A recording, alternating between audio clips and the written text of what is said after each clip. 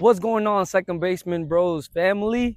We're back with another video, our final one. Can you believe that? It's been a wild sports journey where we've talked about athletes and tattoos. We talked about the men's and women's basketball team. We've talked about our men's volleyball. We've talked about the football history here, right here on this field. We talked about uh, track and field. We talked about the cafeteria and how our athletes get fed. We even talked about our mothers. It's been a wild one, but this was the final one. It's been an amazing journey. So, like we always say, this is going to be a great video. So, sit back, relax, and grab a snack and join us on the sports ride. I'm done doing the talking. I'm going to pass it on to Dave so he can let you know about this video and what we're going to talk about. See ya. What's up, Second Baseman family? Thank you again, Louis, for bringing me back up to this video right now. But again, great semester we had so far talking about everything. But this video is really talking about our women's, especially everyone that's been a huge part of sports, women's sports really, just like Serena Williams winning her first tennis match, to Caitlin Clark doing her thing, hooping, breaking records, and even Andrew Reese doing her thing, getting those rebounds. But at Edward Waters, we have a great women's program going back to our softball team, winning numerous titles, conference titles to be precise, even having our track and field women's. They just got done with their track meet, and we had a couple of them getting first and second team, which, again, congratulations. And women that rule the world, especially in sports, it's making a huge impact. They're doing their thing, not only getting noticed from people like us that are here at Edward Waters, but also up in D1 level, even a professional. But I have a couple female athletes here today that are wanting to answer a few questions that we have for them and really get to know them. So let's go see what they have to say.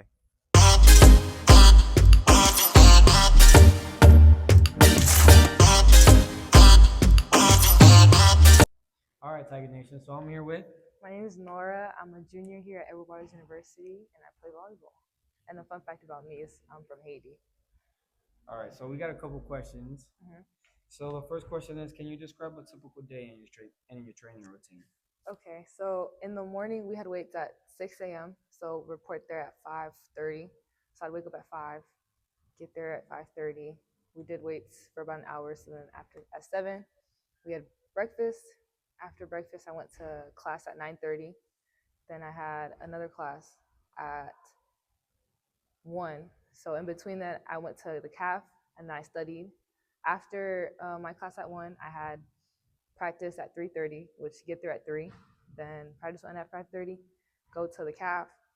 Then after the CAF, shower.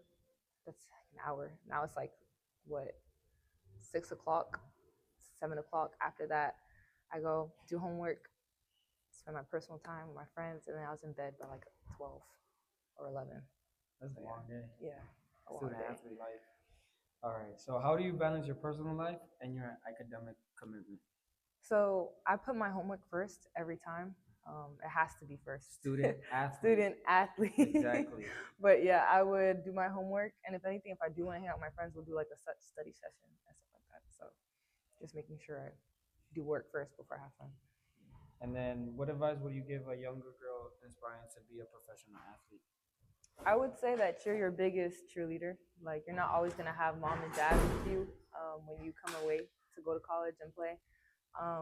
So find something that grounds you. So like, I like to pray and read my Bible. So like that like helps me reset. Make sure I keep up a positive mental state, and then to have fun while you're doing it. Because even if you think you're doing bad, you might not be doing as bad as you think. So just to keep striving for excellence, pushing yourself to be intentional with everything that you do.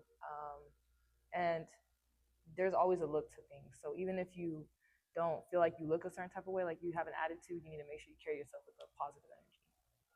Good. And the last question, Yes. interesting question, is how do you feel about transgender women being allowed to participate in women's sports? I personally think it's not fair, just because as a male you're usually taller, you're stronger than the normal female. So I think it doesn't level out the playing field at all. Even if they take certain hormones to make them more look more feminine, sound more feminine, it's not it's not the same. Like it's unfair in my opinion. All right, thank you. Good luck next season and a great job. Thank you.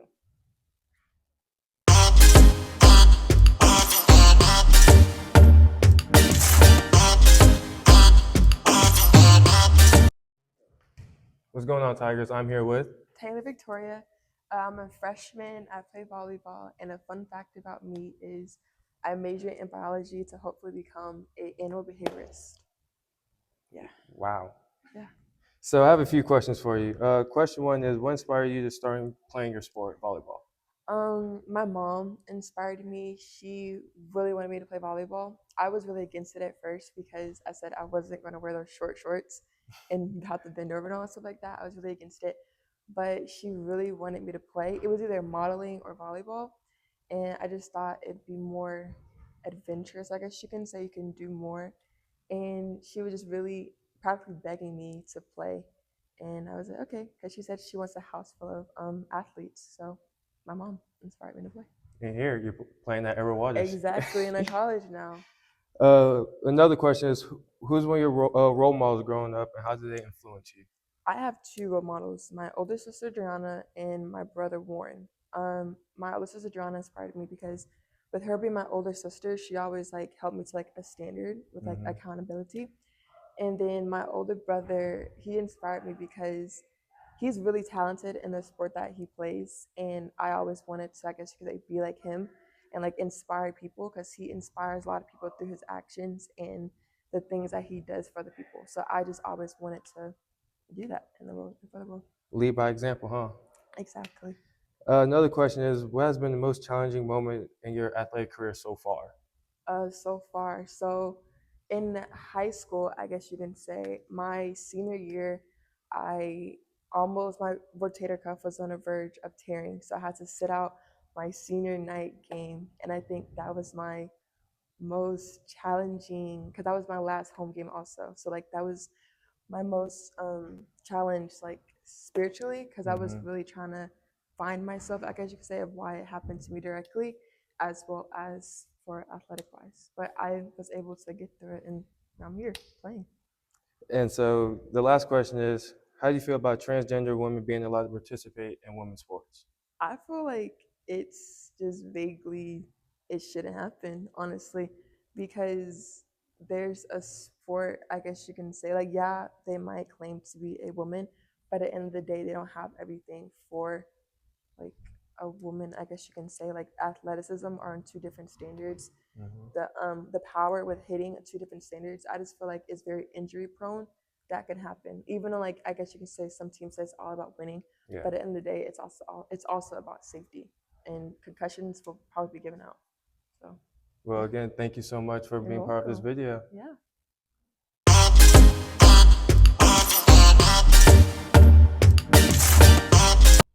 All right, Tiger Nation. So I'm here with Brooklyn. I play volleyball. I'm a freshman, and a fun fact about me is I know how to bake.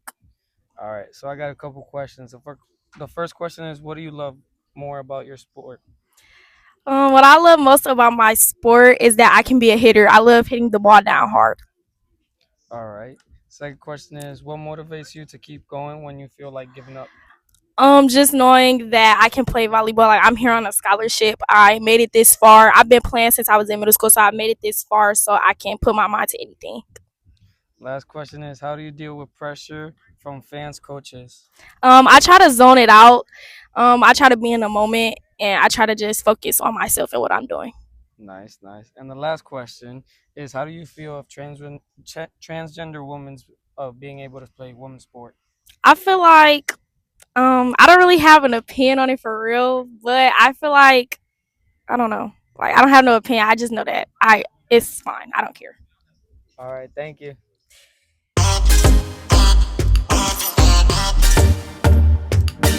What's up, Tigers? I'm here with.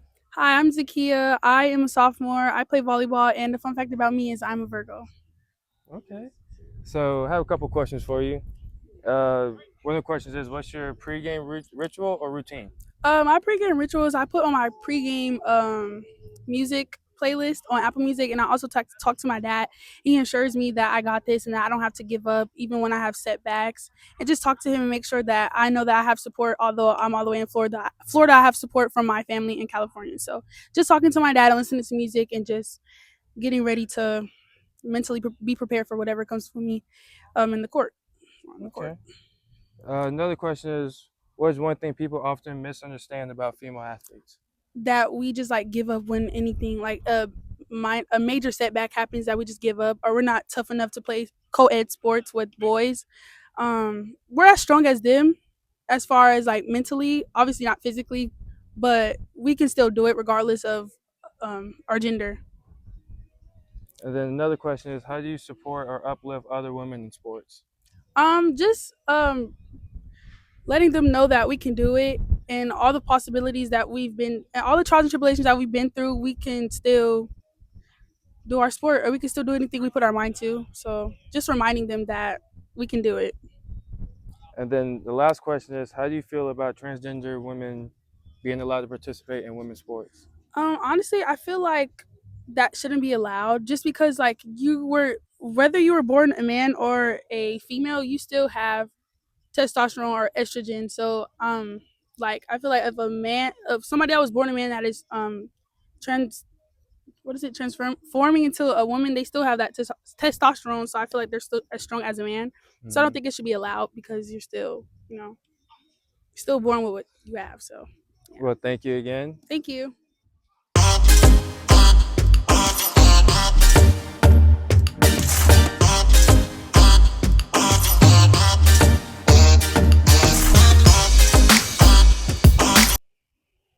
All right, Tiger Nation. So I'm here with. D. Rafaela Nelson.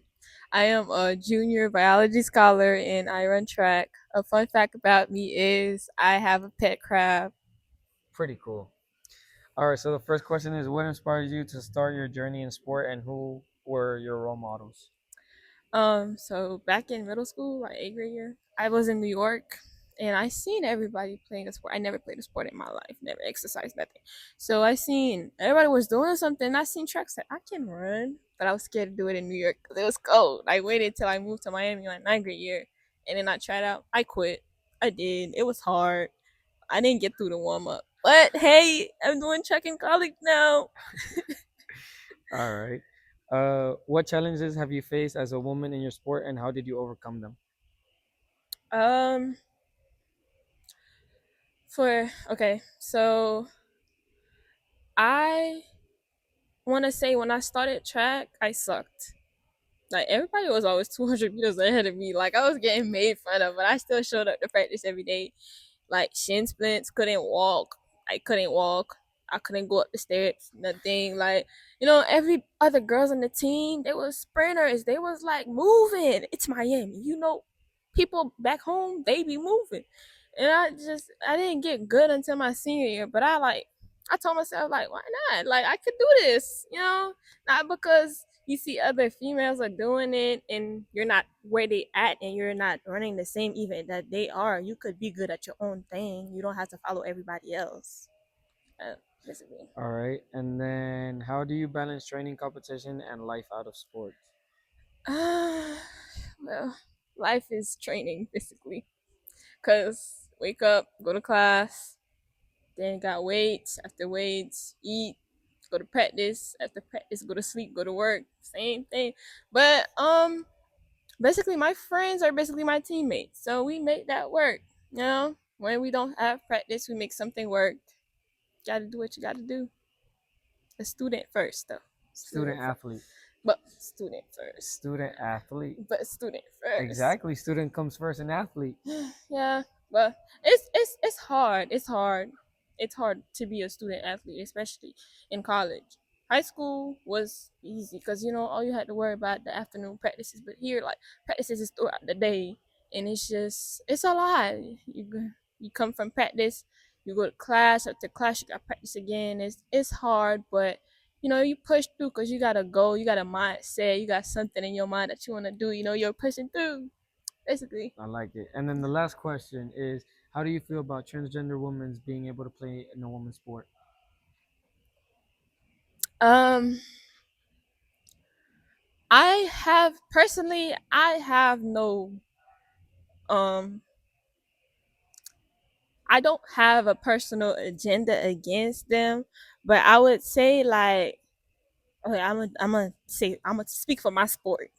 In track and field, running against a transgender person is just Unfair. unfair. Yes, not fair, because men and women, when like their times are very different, and the transgender people, they, I mean, I'm saying it's unfair for the running part, but I don't have, because like that's why they're supposed to be participating, because they're women. So I don't have a personal, like, I'm not personally against it, but I'm saying just unfair to some people. But at the same time, where would they be if they wasn't in a women's sport? So All right. Thank you so much for your time. yeah.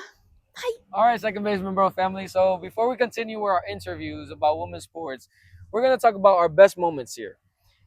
What's yours, Dave? So my favorite moment would probably be the athletes and tattoos, where we brought one of our teammates on, Dan, in just to explain his tattoos, and then another one, probably say Mother's Day video. Of course, that's my mom. I love my mom, and I'll do anything for her. All right, I'm gonna say all the bloopers we had because we have plenty, Yeah, especially those couple videos.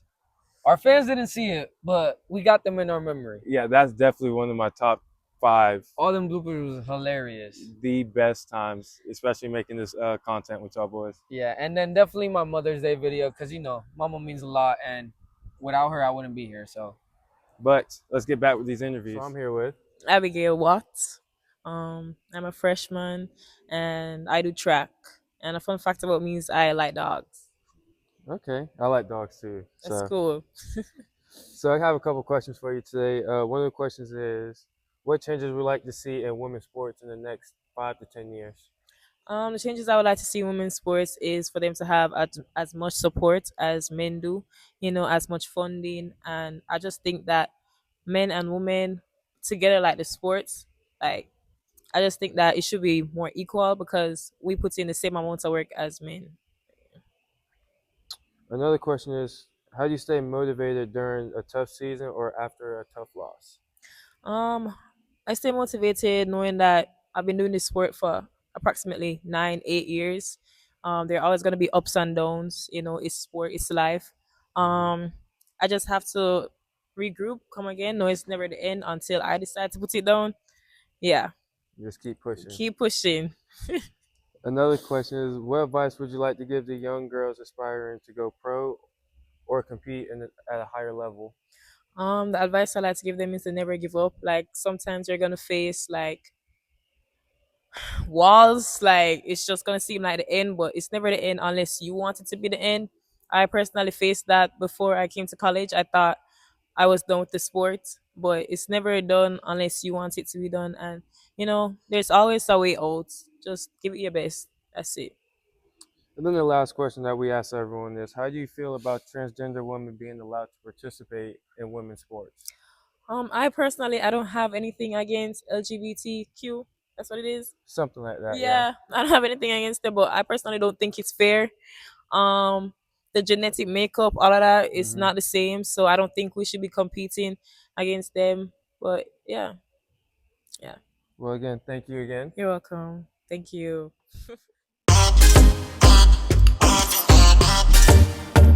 What's up, Tigers? So I'm here with. Ekata, and I play soccer and tennis for EWU.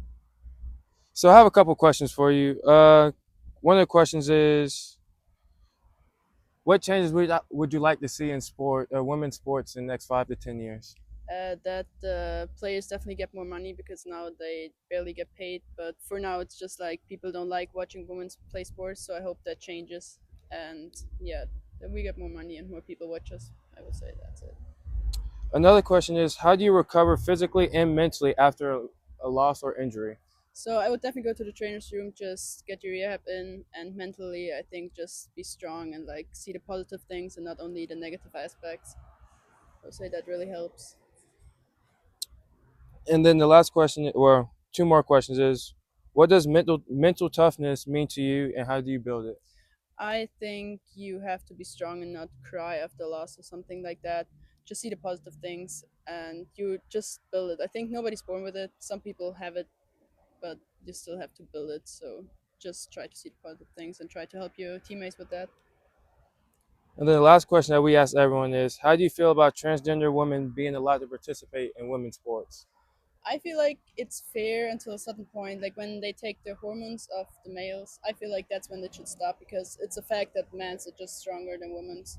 So that's when it's not fair anymore. But before that, I don't see a problem with it.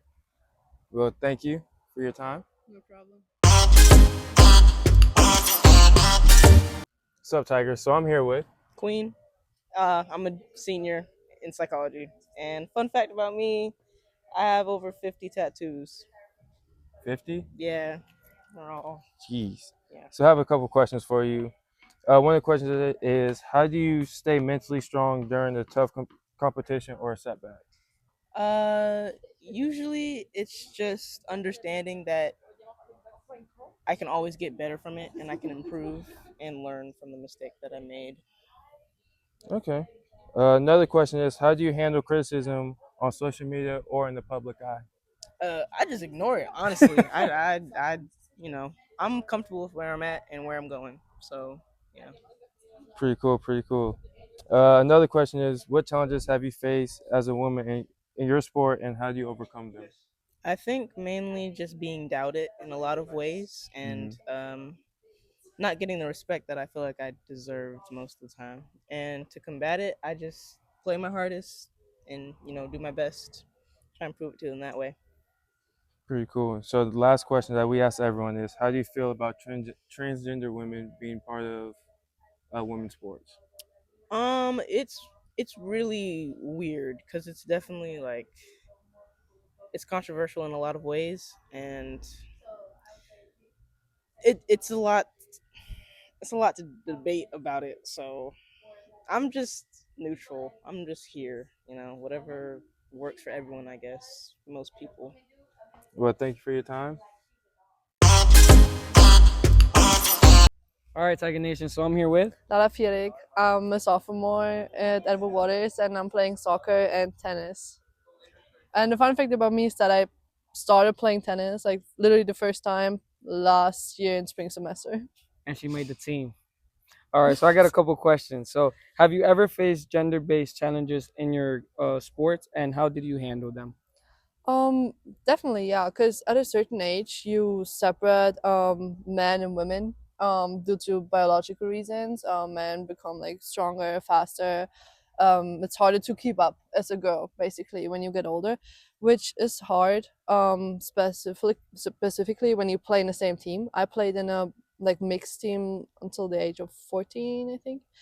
Um, and at some point you just realize that they're faster. Like they literally like you have no chance at some point anymore. Um, how I handled that, I switched to a girls team. Like at some point you have to anyway. That was the point for me where I realized I have to switch to an all girls team. Yeah, that's how I did it. Interesting. Now, what legacy do you hope to leave in your sport one day? Um, legacy. I wouldn't really say something for like that everybody can see. Like I don't think I'm gonna play this big ever, and I don't like intend on doing that. But like for me and for my family, friends, maybe like so for them to keep in mind like the person I am, like the fun I have of playing soccer, um, how much it means to me, or like in the future when I don't play it anymore, it meant to me. Since they are the ones that helped me get into the sport. I'm in the soccer family, so my grandpa's played soccer. I got into soccer through my uncle. He brought me to his games, and just for them to keep in mind like how much fun I had and how it's also like due to them, like thanks to them that they brought me in this sport. Interesting. And then, have you noticed any shifts in how women's sports are viewed or supported in recent years? Yes, I think so. I think specifically the recent years show a lot of transformation. Um, of course there are still struggles like the different in payment, the support of like people in general, that like the difference between men and women specifically in soccer. I can see it in Germany. There's so many people going to men's games, but there are only a certain amount of people watching women soccer games, which now specifically this season I see a lot of even like newspaper posts new record and like viewers in the stadium that came. Like the stadium was completely sold out, and more people start to watch it, which also means that the soccer players, like the female athletes, get paid more, which is also like starting like for them to have a healthier environment and for more growth in the future. And then the last question is, how do you feel about transgender women being able to play in a women's sport? I think that's a pretty difficult topic. I because you don't want to like let anyone out socially, but it's also hard because they're like I said before, they're separated, men and women, due to biological reasons. And transgender, at a certain point, like when you are a boy and you become a girl, you still have some like genetic aspects that make you like more advanced in certain parts, like for example the speed, the strength and everything. So I think it's more about like where you draw the line, instead of like leaving anyone out. But like to this point you have to play there, and when you reach a certain point, you can play there. But yeah. All right, thank you so much. You're welcome.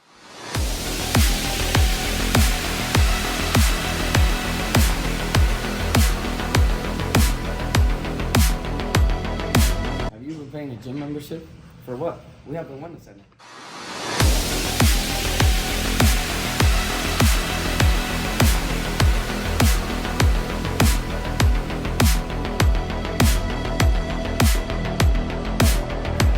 Gym's open from 2 to 6 every day.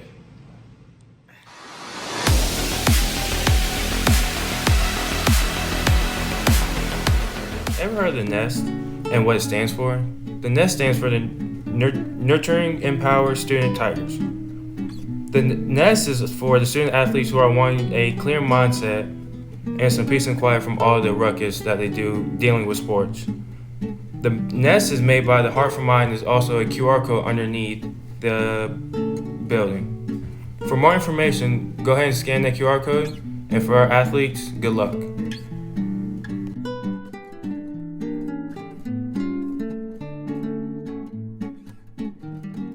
All right, Tiger Nation. I'm gonna take this moment to say thank you and dedicate this video to a couple people. I want to dedicate this video to all those people that came out, those student athletes, and came on our show, talked to us, and we learned about them and our school here at Edward Waters. We want to say thank you, because if it wasn't for you, this wouldn't be possible. So thank you guys for letting us have this channel as the Second Baseman Bros. But we have another special person we want to dedicate this video. Dave's gonna handle that. Dave? Thank you, Louis. I'm dedicating this part to not only our professor, Mr. Sturgis, but for everyone else that are in this program. You know, Mr. Sturgis really helped us not only become the person that we are today, but also making a great contact for y'all boys. And definitely gonna be doing this for a while. You know, I'm really looking forward to making another YouTube channel, not only for me, but for my co-hosts, and, you know, talk about more sports. And I also want to thank Mr. Henry Smith for, you know, everything he's done around here. You know, always opening those gates for us and being able to give back to the community. And we just want to say thank y'all so much. And Second Baseman family, it's all over. Thank you for a great semester, for this great time. Never thought I would be making a YouTube channel. I want to thank my friend, my other host, Dave Mitchum, for this great experience. And I thank you guys for supporting us, supporting this YouTube channel. And like Dave said earlier, this ain't going to be the last of us. We'll have another one. We'll talk about more sports. And I hope you guys enjoyed all the videos and you guys learned a lot from it. Thank you guys, and we'll see you next time. again, thank you guys so much for tuning in with us, especially with my co-host, Baby Nunez.